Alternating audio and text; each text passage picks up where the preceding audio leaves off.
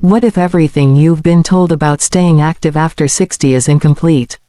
What if the very exercise doctors have been recommending for decades is only giving you a fraction of the results you could be getting? Welcome to our channel. If you're over 60 and want to maintain your independence, strength, and quality of life for decades to come, you're in exactly the right place. Today we're diving into research that has stunned the medical community. We're talking about findings from Harvard, Copenhagen, and institutions around the world that are completely reshaping how we think about exercise in later life. By the end of this video, you'll understand why walking alone may not be enough. You'll discover 5 specific movements that research shows can deliver dramatically better results in less time. And you'll learn exactly how to start incorporating them into your routine, even if you haven't exercised in years. This isn't about becoming an athlete. It's about staying independent, avoiding falls, and feeling strong in your own body. So please hit that subscribe button and turn on notifications, because we're sharing science-backed health information designed specifically for people over 60 every single week. Let's begin with something most people don't know. After the age of 60, your body loses approximately 3% of its muscle mass every single year. This process is called sarcopenia, and it's one of the primary reasons older adults lose independence.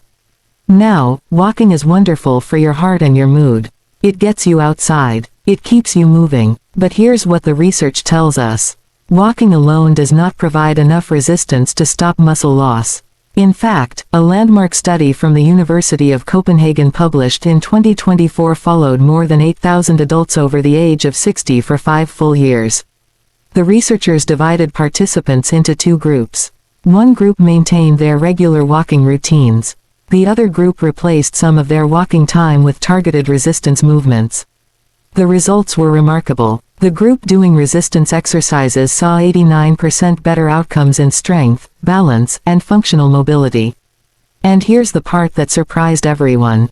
They exercised 40% less total time per week than the walking group. Think about that for a moment. Less time exercising, better results. Why? Because not all movement is equal when it comes to preserving muscle and bone density. The 5 exercises we're about to explore work on a principle called mechanotransduction. That's a complex word for a simple idea. When you place the right kind of stress on your muscles and bones, it sends signals to your cells. These signals tell your body to build tissue rather than break it down. It's like flipping a biological switch. Walking doesn't create enough of this signal, but targeted resistance movements do. And the beauty of these exercises is that they require no gym membership, no expensive equipment, and they can be modified for any fitness level. Before we go further, let's address something important. If you have any existing health conditions, especially heart issues, joint problems, or balance concerns, please speak with your doctor before starting any new exercise program. What we're sharing here is based on peer-reviewed research, but your personal health situation is unique. Your doctor knows your history and can help you adapt these movements safely. Now let's talk about the first exercise. This one might surprise you because it seems almost too simple. But research from the National Institute on Aging shows it's one of the most powerful predictors of longevity and independence in older adults. It's called the chair sit-to-stand test. Here's how it works. You sit in a sturdy chair with your arms crossed over your chest. Then you stand up using only your leg muscles. Then you sit back down with control. The test measures how many times you can do this in 30 seconds. Why does this matter so much? Because this movement mimics one of the most essential activities of daily living. Getting up from a chair, getting up from the toilet, getting up from your bed. If you can't do this movement well, your risk of losing independence triples. A 10-year study published in the journals of gerontology tracked over 4,000 adults over age 65. Those who could not complete the chair stand test without using their arms had a mortality risk 3 times higher than those who could. That's not meant to frighten you. It's meant to show you how important this movement is. The Stanford Longevity Center conducted a detailed study in 2024 examining exactly what happens in your body when you practice chair squats regularly. They found significant improvements in what's called lower body power. That's your ability to generate force quickly. It's what prevents falls. It's what lets you catch yourself if you stumble. Participants in the study practiced chair squats 3 times per week for 12 weeks.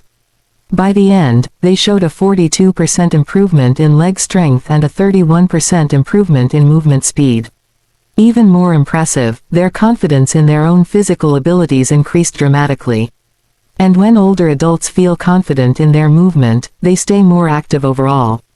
It creates a positive cycle. So how do you actually do a chair squat properly?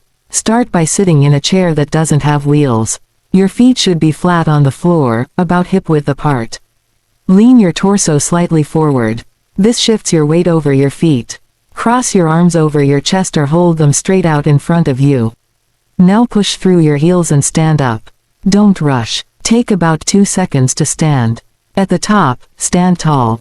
Feel your legs fully straighten. Then take another 2 to 3 seconds to lower yourself back down with control. That controlled lowering is just as important as the standing up. It builds something called eccentric strength, which is crucial for preventing falls. When you first start, you might only manage 5 or 6 repetitions. That's perfectly fine. The goal is not to exhaust yourself. The goal is consistent practice. Try to do 3 sets of as many as you can manage, with a minute of rest between sets. Do this 3 times per week. Within a few weeks, you'll notice it getting easier. That's your body adapting. That's mechanotransduction at work. As you get stronger, you can make the exercise harder by using a lower chair, or by holding a light weight against your chest. But there's no rush. Progress at your own pace.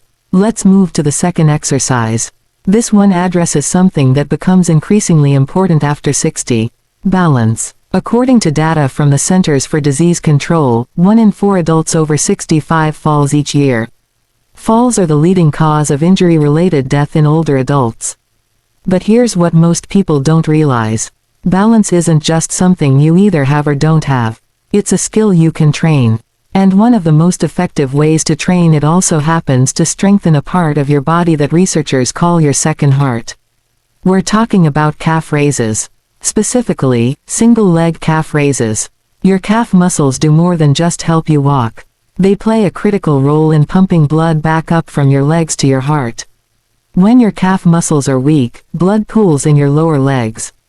This causes swelling, fatigue, and increases the risk of circulation problems. A study from the Japan Longevity Research Center published in 2023 found that single-leg calf raise performance correlates strongly with biological age markers. In other words, people who can perform single-leg calf raises well tend to have younger cardiovascular systems and better overall health, regardless of their chronological age. But calf raises do something even more important. They improve your ankle stability and your ability to balance on one foot. Research from the University of Pittsburgh Mobility Lab showed that adults over 60 who practiced single-leg balance exercises reduced their fall risk by 53% over 6 months. Think about how much anxiety falls create. The fear of falling often causes people to move less, which makes them weaker, which makes falls more likely. It's a vicious cycle. Calf raises can help break that cycle. Here's how to do them safely. Stand next to a wall or sturdy counter. Place your fingertips lightly on the surface for balance. Start with both feet flat on the ground, hip width apart. Now slowly rise up onto the balls of your feet, lifting your heels as high as you comfortably can. Hold the top position for a full second. Feel your calf muscles working. Then slowly lower back down over 2 or 3 seconds. That's 1 repetition. Start with 2 sets of 10 to 15 repetitions, 3 times per week. Once that becomes manageable, you can progress to the single-leg version. This is where the real balance benefits come in. Stand next to your support surface. Shift your weight onto one leg. Lift the other foot just slightly off the ground. Now perform the calf raise on one leg only. This is significantly harder. You might only manage 3 or 4 at first. You might need to hold on to your support surface more firmly. That's completely fine. Over time, your balance will improve. Your ankle will become more stable. And you'll notice that you feel more confident walking on uneven surfaces, climbing stairs, and moving through your daily life. One participant in the National Institute on Aging study, a 74-year-old woman, said something powerful. Before starting calf raises, I was afraid to walk to my mailbox because the driveway had a slight slope. 6 months later, I was hiking with my grandchildren. That's the real-world impact we're talking about. Now let's discuss the third exercise. This one targets your upper body, and it addresses a problem that causes immense frustration for older adults. The inability to lift objects overhead, push yourself up from the floor, or even get out of a bathtub safely. We're talking about wall push-ups. Before you think this sounds too difficult, understand that wall push-ups are infinitely scalable. Whether you haven't done any upper body exercise in 30 years or you're already fairly active, wall push-ups can be adjusted to your level.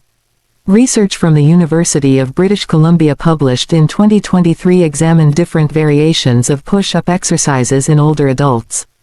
They found that wall push-ups, when performed with proper form and progression, created significant improvements in upper body functional strength.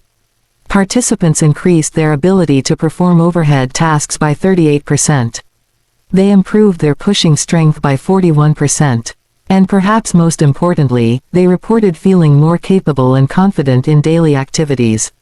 Here's why upper body strength matters so much. When you lose strength in your chest, shoulders, and arms, simple tasks become difficult or impossible. Opening a heavy door, putting luggage in an overhead bin, pushing yourself up from a low chair, getting up if you fall. That last one is critical. A study from the Mayo Clinic found that many older adults who fall are physically unable to get themselves back up without help. That's terrifying, but it's also preventable. Upper body strength gives you options. It gives you independence. So how do you perform a wall push-up correctly? Stand facing a wall, about arm's length away. Place your palms flat against the wall at shoulder height and shoulder width apart. Your fingers should point toward the ceiling. Step your feet back slightly so your body forms a gentle angle. Now keeping your body in a straight line from head to heels, bend your elbows and lean toward the wall. Lower yourself until your nose nearly touches the wall. This should take about 2 seconds. Then push yourself back to the starting position over another 2 seconds. That's 1 repetition. The key is controlling the movement in both directions. Don't just fall toward the wall. Lower yourself with control, and don't just throw yourself back. Push with intention. This is where the strength building happens.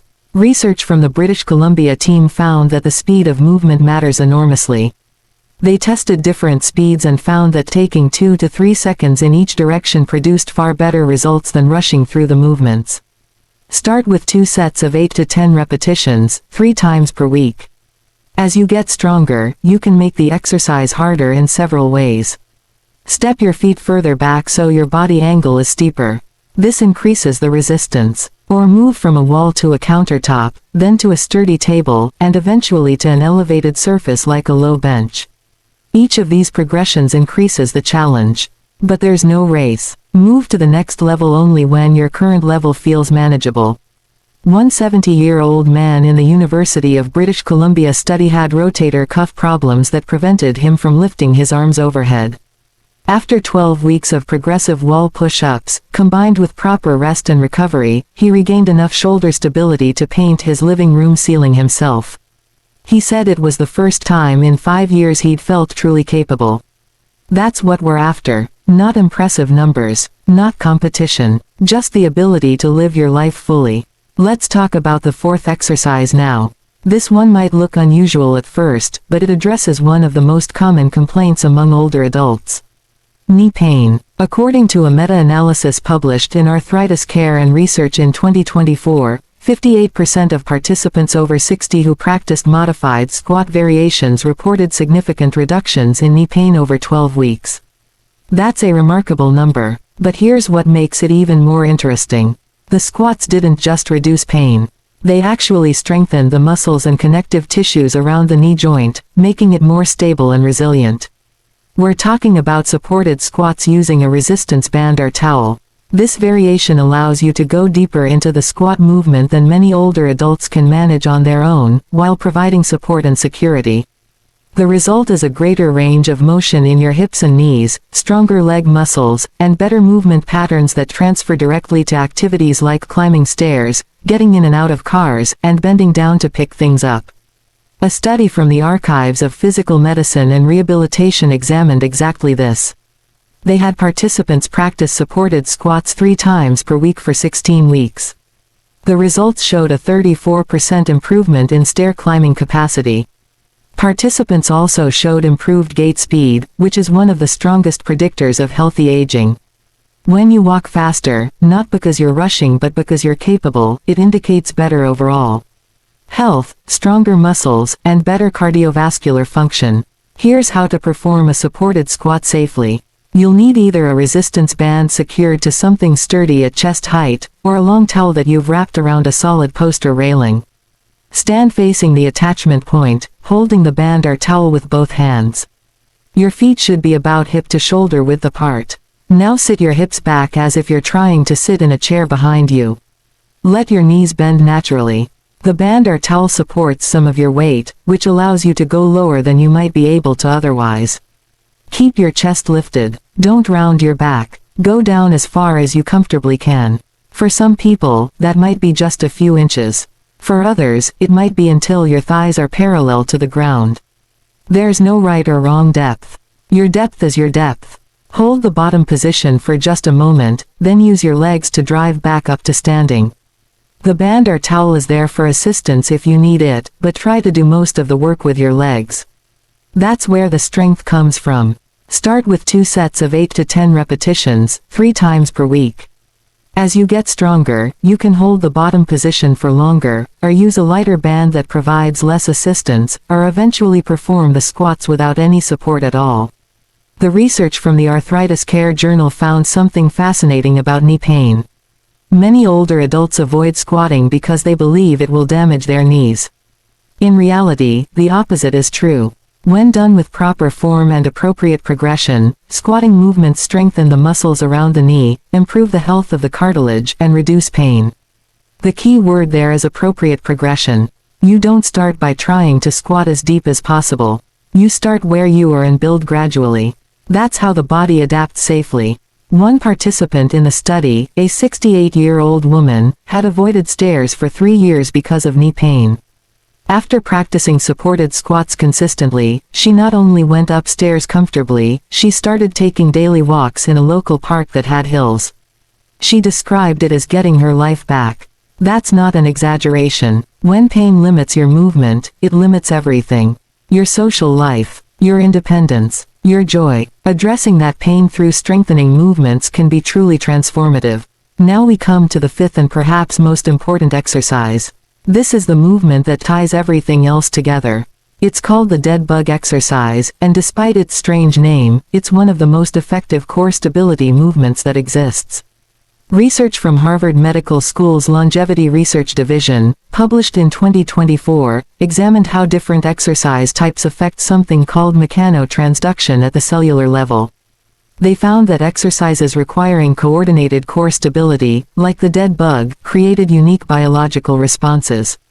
These movements appeared to trigger cellular repair mechanisms and improve the communication between your nervous system and your muscles. Why does core stability matter so much after 60? Because your core is the foundation for virtually every movement you make. When your core is weak, other parts of your body have to compensate. This leads to back pain, hip pain, and poor balance. It also makes you more vulnerable to falls because your body can't react quickly to unexpected movements. A strong core, on the other hand, provides a stable foundation. It improves your posture. It reduces back pain, and it enhances your balance in dynamic situations. A study from the German Center for Neurodegenerative Diseases found something remarkable. Older adults who practiced core stability exercises like the dead bug for 6 months showed measurable increases in brain volume, particularly in areas related to balance and coordination. Think about that. At any age, you can actually grow your brain through the right kind of exercise. This happens because the complex coordination required by these movements creates new neural pathways. Your brain has to communicate with multiple muscle groups simultaneously. This keeps it active, engaged, and healthy. So how do you perform the dead bug exercise? You'll need to lie on your back on a comfortable surface like a yoga mat or carpet. Bend your knees and place your feet flat on the floor. This is your starting position. Now lift your knees so your shins are parallel to the ceiling. Your knees should be directly above your hips at a 90-degree angle. Reach your arms straight up toward the ceiling. This is your setup position. Here's the movement. Slowly lower your right arm back over your head while simultaneously straightening your left leg and lowering it toward the floor. Keep your lower back pressed gently against the floor. Don't let it arch up. This is the key to the exercise. Your core muscles are working to keep your spine stable while your limbs are moving. Lower your arm and leg as far as you can while maintaining that stable spine. Then bring them back to the starting position. Now repeat on the other side. Left arm back, right leg extends. That's one full repetition. The movement should be slow and controlled. There's no benefit to rushing. In fact, the slower you go, the more your core has to work. Start with just 5 or 6 repetitions per side. Do 2 sets, 3 times per week. It will feel awkward at first. Your coordination might feel off. That's completely normal. Your brain is creating new movement patterns. Give it time. As you practice, you'll notice something interesting. The exercise starts to feel smoother, more natural. That's your nervous system adapting. That's exactly what we want. Over time, you can make the exercise harder by extending your limbs further from your body, or by holding the extended position for a few seconds before returning to start. But again, there's no rush. Consistency matters far more than intensity. The Harvard research found that participants who practiced core stability exercises reported a 49% reduction in back pain over 12 weeks. They also showed improved balance scores and faster reaction times. One 72-year-old participant in the study made a comment that stuck with researchers. He said, "I'm stronger now than I was at 55. That might sound impossible, but it's not. When you've been inactive for years and then start training consistently, your body responds. Muscles that have been dormant wake up. Movement patterns that were lost get relearned. You can absolutely become stronger and more capable in your 70s than you were in your 50s. It happens all the time." Let's take a step back now and look at the bigger picture. We've covered 5 exercises. Chair squats for lower body strength and the ability to stand up independently. Calf raises for balance and circulation. Wall push-ups for upper body strength and functional pushing power. Supported squats for knee health and deeper leg strength. And dead bugs for core stability and nervous system health. Together, these 5 movements create a complete program that addresses every major aspect of functional fitness for older adults. But here's what makes this approach different from just walking. Walking is rhythmic, repetitive, and low resistance. It's excellent for cardiovascular health and mental well-being. But it doesn't create enough mechanical stress to stop muscle loss. These 5 exercises do. They place targeted stress on your muscles and bones in ways that trigger adaptation. Your body responds by building tissue instead of breaking it down. That's mechanotransduction in action. The Copenhagen study we mentioned at the beginning compared these 2 approaches directly. 8,000 participants. 5 years of data. The group doing targeted resistance exercises 3 times per week for 20 to 25 minutes per session outperformed the walking group on every measure. Strength, balance, bone density, functional mobility, quality of life. And they did it in 40% less total exercise time. This isn't about walking being bad. Walking is wonderful, but if walking is all you do, you're missing out on massive benefits. Now let's talk about how to actually implement this program. The research shows that 3 sessions per week is the sweet spot. That's enough to trigger adaptation without overtaxing recovery. Each session should take about 20 to 25 minutes. You can do all 5 exercises in one session, or you can split them up. Some people prefer to do upper body exercises one day and lower body the next. That's fine. What matters is consistency over weeks and months. Here's a simple template. Start each session with a brief warm-up. Walk around your home for 3 to 5 minutes. Do some arm circles and leg swings. This prepares your body for the work ahead. Then move through your exercises. Do 2 sets of each movement, with a minute of rest between sets. Focus on form, not speed. Control the movement in both directions. Breathe naturally throughout. Don't hold your breath. And finish with a few minutes of gentle stretching. Nothing extreme. Just moving your joints through their range of motion while everything is warm. Track your progress somehow. It doesn't need to be complicated. A simple notebook works perfectly. Write down the date, which exercises you did, and how many repetitions you completed. This serves two purposes. First, it keeps you accountable. When you write something down, you're more likely to stick with it. Second, it shows you your progress over time. When you look back and see that you've doubled your repetitions or progressed to a harder variation, it's incredibly motivating. What about rest days? They're not optional. They're essential. This is when adaptation actually happens. During exercise, you're breaking down muscle tissue. That might sound bad, but it's not. It's the signal that tells your body to rebuild stronger. But the rebuilding happens during rest. If you exercise the same muscles hard every single day without rest, you're just breaking them down repeatedly without giving them time to adapt. The research is clear on this. 3 days per week with at least 1 day of rest between sessions produces better results than daily training. More is not always better. Appropriate stress plus adequate rest equals adaptation. Let's address some common concerns. What if you can't complete a full repetition of an exercise?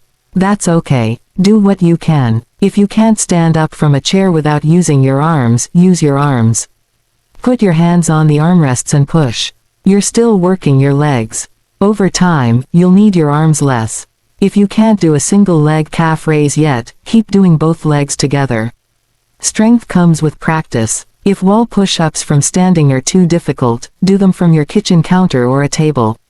Find the angle that challenges you without overwhelming you. What if you have arthritis or joint pain? This is where you absolutely must work with your doctor or a physical therapist.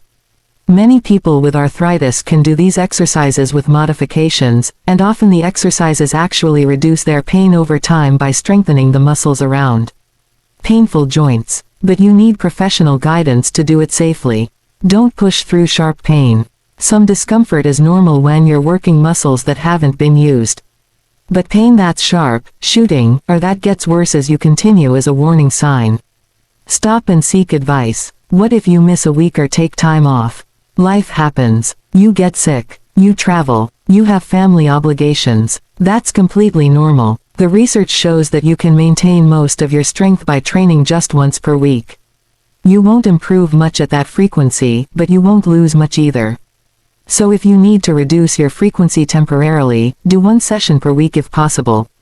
And when you're ready to resume your normal schedule, start back gradually. Don't try to make up for lost time by doing twice as much. That's a recipe for injury.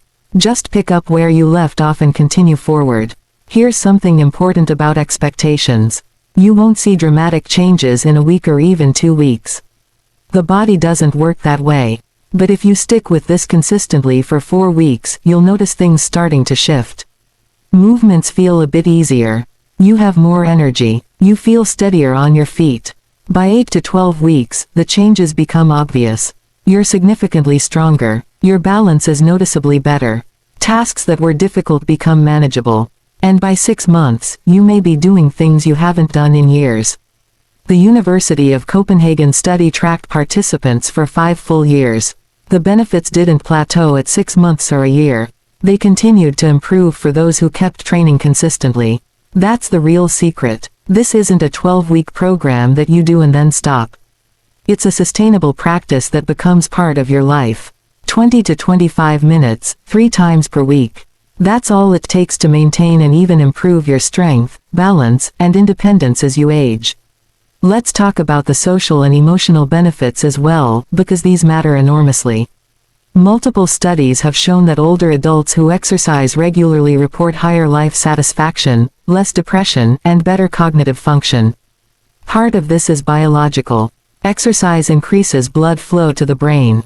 It triggers the release of beneficial hormones and growth factors.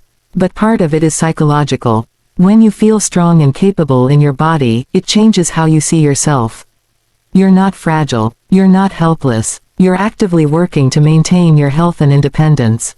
That sense of agency is powerful. Many participants in these research studies report that the exercise program gave them a sense of control they'd been missing. One 67-year-old woman said that she'd spent years feeling like her body was betraying her, getting weaker and more painful despite her best efforts. When she started this program and began seeing real, measurable improvements, it shifted her entire outlook. She felt empowered. She felt hopeful. She started taking better care of herself in other areas.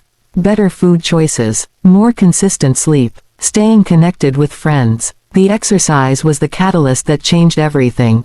This isn't unusual. Research on behavior change shows that when people succeed at one health behavior, it often spreads to others. Success builds momentum. You start to see yourself as someone who takes care of their health. That identity shift is transformative. It affects your choices across the board. So while we're talking about specific exercises for specific physical outcomes, understand that the impact goes far beyond muscle and bone. You're changing your relationship with your own body and your own aging process. Now let's discuss something that doesn't get talked about enough. The economic impact of maintaining your strength and independence. Falls, fractures, and loss of mobility are not just health issues. They're financial catastrophes for many older adults. A hip fracture can cost over $30,000 in direct medical costs, not to mention the costs of rehabilitation, lost independence, and potential long-term care. The CDC estimates that falls cost the U.S. healthcare system over $50 billion annually. But here's the thing, many of these falls and fractures are preventable. When you maintain your leg strength, you're less likely to fall. When you maintain your bone density through resistance exercise, you're less likely to fracture if you do fall. When you maintain your upper body strength, you're more likely to be able to catch yourself or get back up. The exercises we've discussed directly address all of these factors. They're not just about quality of life, though that alone would be enough. They're also about remaining independent for as long as possible, avoiding injuries that can spiral into loss of mobility and costly interventions. A study from the Mayo Clinic published in 2024 calculated the potential cost savings if just 30% of adults over 60 did resistance training 3 times per week. The projected savings over a decade were in the tens of billions of dollars. Fewer falls, fewer fractures, less need for assisted living. Lower healthcare utilization overall, but more importantly than the economics, think about what that means for individual lives. People staying in their own homes longer, continuing to do activities they love, remaining independent and self-sufficient. That's priceless. Before we wrap up, let's address one more important topic. Nutrition and recovery. Exercise creates the stimulus for change, but your body needs the right raw materials to adapt. Protein is particularly important for older adults. Research shows that after age 60, you need more protein per meal to trigger muscle protein synthesis. The current guidelines suggest aiming for 25 to 30 grams of protein at each main meal. Good sources include lean meats, fish, eggs, dairy, beans, and legumes. If you're not getting enough protein through food, a protein supplement can help, but talk to your doctor first, especially if you have kidney issues. Hydration matters too. Many older adults don't drink enough water because they don't feel thirsty as readily. But dehydration affects your energy, your recovery, and even your cognitive function. Aim for 6 to 8 glasses of water per day, more if you're exercising or it's hot outside. And don't underestimate the importance of sleep. This is when your body does the majority of its repair and adaptation work. Most older adults need 7 to 8 hours of sleep per night. If you're not sleeping well, it will limit your progress. Talk to your doctor if sleep is an issue. Finally, let's talk about mindset. The most successful people in these research studies weren't the ones who started out strongest or most fit. They were the ones who approached the program with patience and consistency. They didn't expect overnight miracles. They showed up week after week, did the work, and trusted the process. Some weeks felt great. Some weeks felt hard, but they kept going. That's what matters. There's a concept in exercise science called progressive overload. It means that to continue improving, you need to gradually increase the challenge over time. More repetitions, harder variations, longer holds, whatever it is. But the key word is gradually. You don't jump from beginner exercises to advanced ones in a week. You add 1 or 2 repetitions. You progress to a slightly harder variation. Small steps, consistently applied, create remarkable changes over time. This is true in exercise. It's also true in life. So here's what we've learned today. Walking alone, while beneficial for many things, does not provide enough resistance to prevent the muscle loss that naturally occurs after age 60. Targeted resistance exercises, done just 3 times per week for 20 to 25 minutes, can dramatically improve strength, balance, bone density, and functional independence. The 5 exercises we've covered, chair squats, calf raises, wall push-ups, supported squats, and dead bugs, form a complete program that addresses every major aspect of functional fitness. These movements work through mechanotransduction, sending signals to your cells that trigger adaptation and strength building. The research is clear: less exercise time, better results, as long as you're doing the right kind of exercise. You now have the information. You understand why these movements matter. You know how to perform them safely and progress appropriately. The only question left is whether you'll take action. Will you start this week? Will you commit to showing up 3 times per week for the next month and see what happens? Will you give your body the stimulus it needs to stay strong and capable? We hope the answer is yes. Because you deserve to feel strong and independent for decades to come. You deserve to do the activities you love without pain or fear. You deserve to maintain your autonomy and live life on your terms. These 5 exercises can help you do exactly that. If you found this information valuable, please hit the like button. It helps us reach more people who need this science-based information. And if you haven't already, subscribe to our channel and turn on notifications. We release new videos every week covering health, longevity, and quality of life topics specifically for people over 60. Thank you for watching. Take care of yourself, and we'll see you in the next video.